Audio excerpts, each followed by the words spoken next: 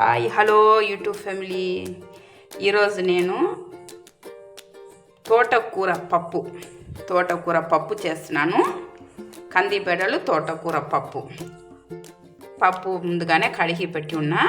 దానికి కావాల్సిన అన్ని ఇంగ్రీడియంట్స్ అన్నీ పెట్టి ఉన్నానండి. ఇది తోటకూర, ఒక కట్ట తోటకూర తీసుకున్నాను. తోటకూర బాగా అంత ఒలిచి కాడలు లేకుండా ఒట్టి ఆకులు మాత్రమే తీసుకున్నాను. ఆకులు మాత్రం, కాడలు అస్సలు లేదు, ఆకులు మాత్రమే తీసుకున్నా. ఆకులు తీసుకుని ఇప్పుడు తోటకూర ఒక వేసుకోవాలి. బేడలు కూడా వేసేసిన, తోటకూర కూడా వేసేసి దాంతోపాటు ఒట్టి మిరపకాయ వేసుకుంటున్నా. పచ్చి మిరపకాయ బాగుండదు, దీనికి ఒట్టి మిరపకాయ బాగుంటుంది. ఒట్టి మిరపకాయలు తీసుకున్నాను. దాంతోపాటు టమాటాకాయలు, 2 టమాటాకాయలు సరిపోతుంది. కావాల్సిన కొత్త పులుపు కావాల్సిన చింతపండు కొద్దిగా తీసుకోవాలి. దాంతోపాటు తెల్లగడ్డ కొద్దిగా ఎక్స్ట్రానే తీసుకున్నాను నేను. తెల్లగడ్డ, జీలకర్ర కూడా వేసుకోవాలి. కొద్దిగా జీలకర్ర వేసుకొని ఎర్రగడ్డ కూడా కొద్దిగా వేసుకోవాలి. దాంతోపాటు కొద్దిగా నూనె కూడా కలుపుకోవాలండి. ఎందుకంటే నూనె వేస్తే పొంగి రాదు, మనకు పొంగి బయటికి వస్తాయి కదా, సీటులోంచి నీళ్ళు అంతా బయటకు వచ్చేస్తుంది కదా. అట్లా రాకుండా ఉండాలంటే కొద్దిగా నూనె వేసుకోవాలి. నూనె వేస్తే బేడలు కూడా భిన్న ఉడికిపోతుంది కూడా. దాంతోపాటు కొద్దిగా పసుపు కూడా వేసుకొని మూత పెట్టి ఒక 5, 6,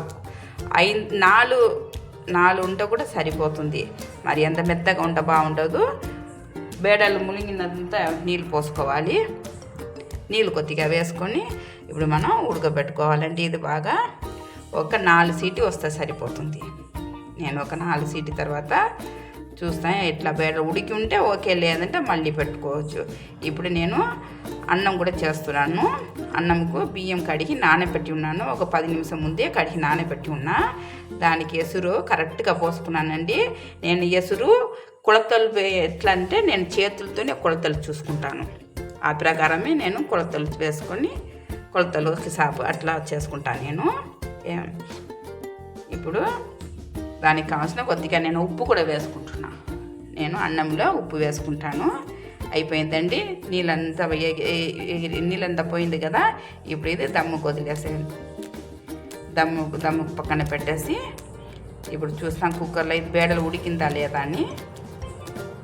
జాగ్రత్తగా ఓపెన్ చేసినప్పుడు కుక్కర్ చాలా జాగ్రత్తగా పూర్తిగా గాస్ అంతా మొత్తం తీసేయాలి. గాస్ అంతా మొత్తం పోయిన తర్వాతనే కుక్కర్ ఓపెన్ చేసుకోవాలి. ఉడికింది, సరిపోతుందండి. ఇట్లా ఉంటే సరిపోతుంది. మరి అంత ఎక్కువ ఉడికితే కూడా బంగగా వచ్చేస్తుంది, అది రుచిగా ఉండవు.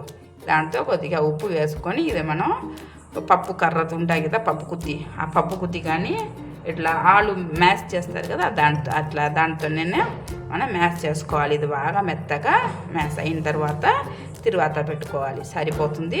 ఇంతమైన ఉంటే చాలు, మరి అంత మ్యాష్ అయితే కూడా బాగుంటుంది. ఇప్పుడు నేను తిరువాత పెట్టేదాన్ని కోపు గింజలన్నీ పెట్టి ఉన్నానండి. కరివేపాకు అంతా పెట్టి ఉన్నా.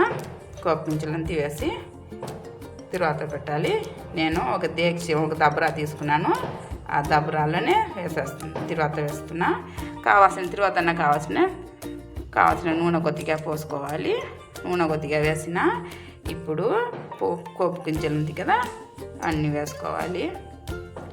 అన్నీ వేసుకొని మొత్తం బాగా చిట్టుకులాడిన తర్వాత తెల్లగడ్డ కొద్దిగా వేసుకోవాలండి. ఇది నల్లగొట్టి పెట్టున్నాను. కొద్దిగా ఎర్రగడ్డ కూడా వేసుకోవాలి. ఎర్రగడ్డ ఎక్కువ అవసరం లేదు, కొద్దిగా ఉంటే సరిపోతుంది. ఒక సోహం గడ్డ ఉంటే కూడా సరిపోతుంది.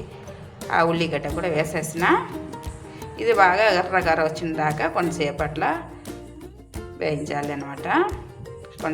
ఇంకా కొంతసేపు టైం పడుతుంది. ఇంకా కొంతసేపు అయిపోయిందండి. ఇంకా బేడలు కూడా వేసేసినా. నేను రుబ్బి పక్కనే పెట్టినాం కదా దాలు, ఆ బేడలు కూడా వేసేసినాను. ఆ వీడియో మిస్ అయిపోయింది, వేసిన వీడియో మిస్ అయిపోయింది.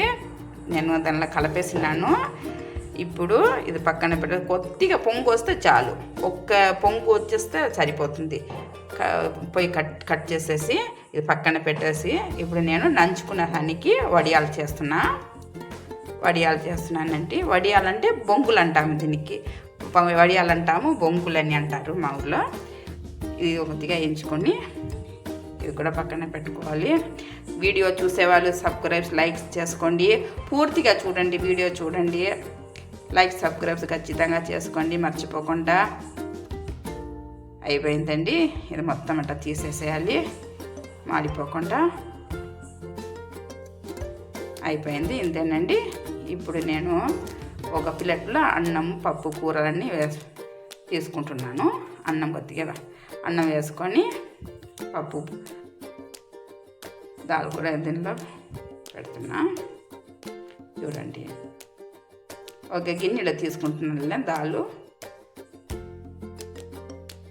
చాలా బాగుంటుంది తోటకూర బేడలు, చాలా చాలా బాగుంటుంది, చాలా రుచిగా కూడా ఉంటుంది. కానీ మనం కాడలు వేయకూడదు, కాడలు వేస్తే అది ఒక నీసు వాసన అనేది వస్తుంది అనమాట. కాడలు లేకుండా ఒట్టి ఆకులు వేసుకోవాలి, అప్పుడు చాలా బాగుంటుంది. దాంతోపాటు కొద్దిగా అచ్చారు కూడా వేసుకున్నా, ఊరకాయ కూడా వేసేసినానండి. ఇంతేనండి, అయిపోయింది. వీడియో చూసేవాళ్ళు లైక్ సబ్స్క్రైబ్స్. ఇంకొక కొత్త వీడియోతో మళ్ళీ కలుస్తాను.